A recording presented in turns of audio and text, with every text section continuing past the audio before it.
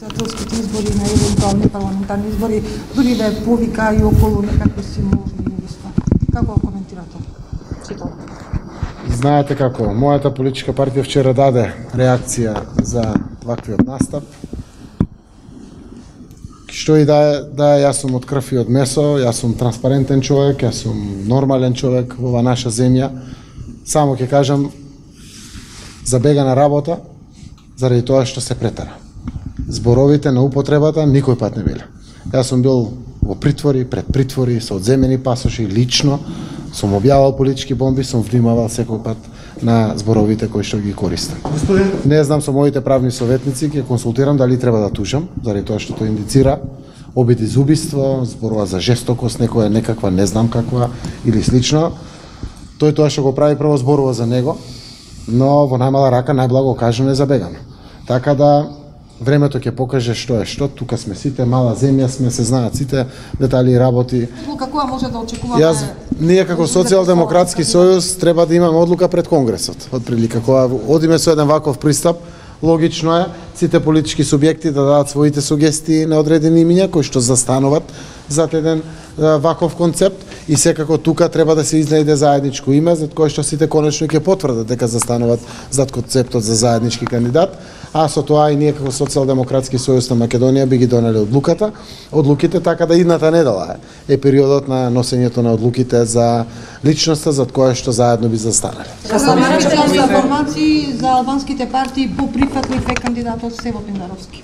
Јас нема да коментирам реално, прво зборуваме 30 на политички субјекти за имињата и верувам сите анализи и сублиматот од самите анализи ќе го извадат на површина идниот председател на Република Северна Македонија. Касами, Да. Кои се условите на Касами и што всушност вие сте подготвен да дадете од тие негови барања? Нема услови, анализи кои што рекоа дека ќе ги направат прво како опозициона партија, што е најдобро за нив како политичка партија, но предимствено ќе се водат од интересот на граѓаните. Ќе направам обид да се слушнам и евентуално да се договориме да се видиме со господинот Зиједин Села, заради тоа што сакам да разговарам стварно со сите.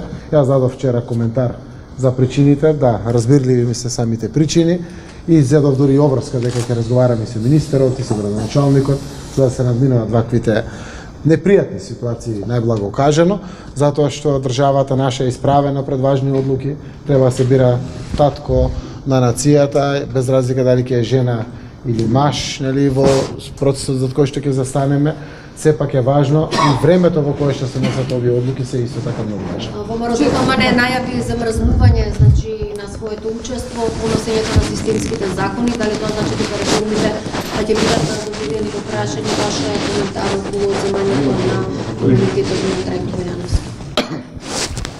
Не сум целосно во тек, добив прво информација за некоја одлука која што е донесена од страна на пратеничката група и на ВМРО ДПМН и на ВМРО ДПМН. Ќе ги видам причините за целата оваа работа, веројатно тоа како што го слушнав и ме информира е заради случувањата кои што ги води правосудството во Република Македонија. Јас ќе дадам своји коментари, но она што сакам однапред да го соопштам е дека важните работи за државата треба да се случуваат заедно. Премногу важни работи во Република Северна Македонија се случија без опозиција. Како коментирате фактот дека ОЈО не поднесе истрага нити обвинителен акт против своите колеги кои што не направиле увид после 27 април? Тоа е очигледно учество во забошатување, за стороничко здржување, но тие им простија на своите колеги и тие поминаа само со дисциплински мерки и помали платени. Принципилно било кој политичар во државата, ако навлезе во вакви коментари влијание, значи нема да си дозволам да коментирам. Но јавноста е незадоволна. Еве, вашата работа вршете ја како медија. Тоа е делот на awareness или свесност во општеството или слично. Сите треба да бидеме корективи во нашето општество. Политичар кога ги коментира одлуки на суд, на јавно обвинителство, прави вака или онака влијание. Јас се користам приликата да упатам кон моите во извршната власт. Зборувам за сите. Да им падне на памет да било какви контакти, допири, влијанија имат со правосудството. Како ќе направиме реформите во правосудството? Најголемите реформи во правосудството се во главите на луѓето. Мора да се менуваме сите. Ние како политичари, веројатно учесниците во правосудните органи, веројатно и во медиумите, веројатно во јавната администрација, веројатно во бизнис секторот на секаде. Мораме да ја промениме Вие победивте нашата со земја. паролата нема правда, нема мир. До сега не сме видели одговорност на ниту еден судија, на ниту еден обвинител.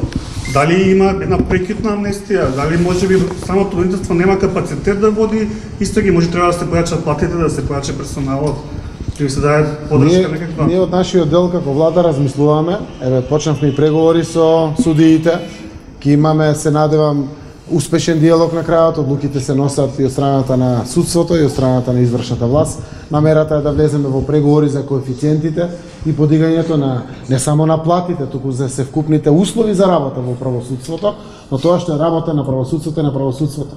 Заев доби чест да биде премиер, немам намера да судам на некому, да го обвинувам или било што. Ние сме извршната власт. Правосудството е тоа кое што треба да ги носи одлуките, а ќе помогнете сите. Ако зборуваме за тоа, за предностите, а зборуваме за слабостите.